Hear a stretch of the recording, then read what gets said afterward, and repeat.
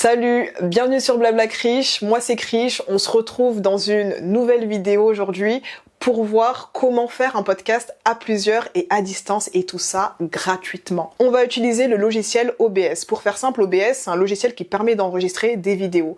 Il est très utilisé pour faire du streaming, mais nous aujourd'hui on va l'utiliser pour faire un podcast à plusieurs et à distance.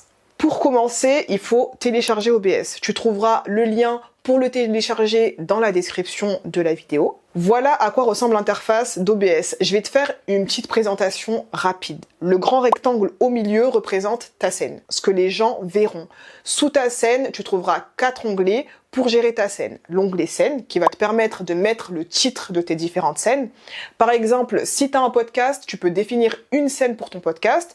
Et si en plus de ton podcast, tu fais du streaming de jeux vidéo, tu peux créer une nouvelle scène dédiée à ton streaming. Il faut savoir que tu peux même créer des sous-scènes dans une scène. Je sais pas si on dit ça comme ça, mais en gros, dans le streaming, tu vas par exemple avoir besoin d'une scène où on voit que ton jeu, une autre scène où on te voit toi et le jeu, et une autre scène où il y a que toi. Pour créer une scène, tu cliques sur l'onglet plus, l'onglet source qui va permettre d'ajouter tes sources, comme son nom l'indique. Si on reprend l'exemple précédent, c'est là où tu vas sélectionner ton micro d'enregistrement, ta caméra, ton écran d'enregistrement si jamais tu veux projeter la vue de ton écran. Pour ajouter une source, tu cliques sur le bouton plus et d'ailleurs là, tu as un aperçu de tous les types de sources que tu peux ajouter pour créer ta scène. L'onglet mélangeur audio qui va te permettre de gérer ton son, par exemple pour activer ou désactiver le son, gérer le volume. En gros, c'est le centre de contrôle de ton son, quoi. Et enfin, l'onglet commande qui est principalement utilisé pour démarrer, mettre en pause ou arrêter ton enregistrement. Après, tu peux aussi gérer tes paramètres et fermer OBS. On va maintenant créer une scène pour ton podcast avec un invité à distance. Première chose, tu vas choisir sur quel canal vous voulez vous contacter. Teams, WhatsApp, Zoom, Google Meet, c'est comme tu veux. Tu vas créer une scène qu'on va appeler ici, pour l'exemple, podcast.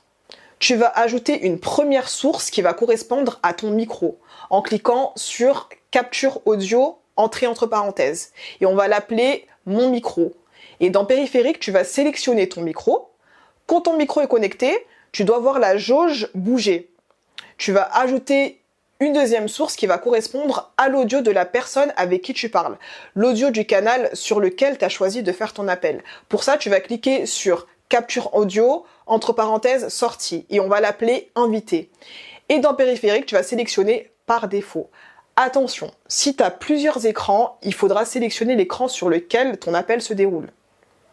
Quand tout est connecté, tu dois voir une deuxième jauge apparaître et elle doit bouger.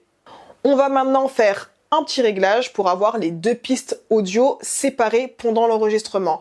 Comme ça, au montage, on pourra travailler sur les deux voix et avoir un rendu propre. On va se rendre sur l'onglet des mélangeurs audio, on va choisir l'audio de notre micro et cliquer sur les 3 petits points. Cliquez sur propriété audio avancée et dans piste, décochez toutes les cases sauf la 1. Ça veut dire que notre audio sera sur la piste 1. On fait exactement la même chose avec l'audio de l'appel, sauf qu'on va garder uniquement la case 2. Ensuite, on va cliquer sur paramètres, sortie, on va cliquer sur l'onglet enregistrement et dans piste audio, on va cocher 1 et 2 pour lui dire que je veux enregistrer sur les pistes 1 et 2. On clique sur appliquer puis OK. C'est bon, on peut démarrer l'enregistrement du podcast. Il ne reste plus qu'à cliquer sur démarrer l'enregistrement, puis arrêter l'enregistrement une fois que ce sera fini. Bye!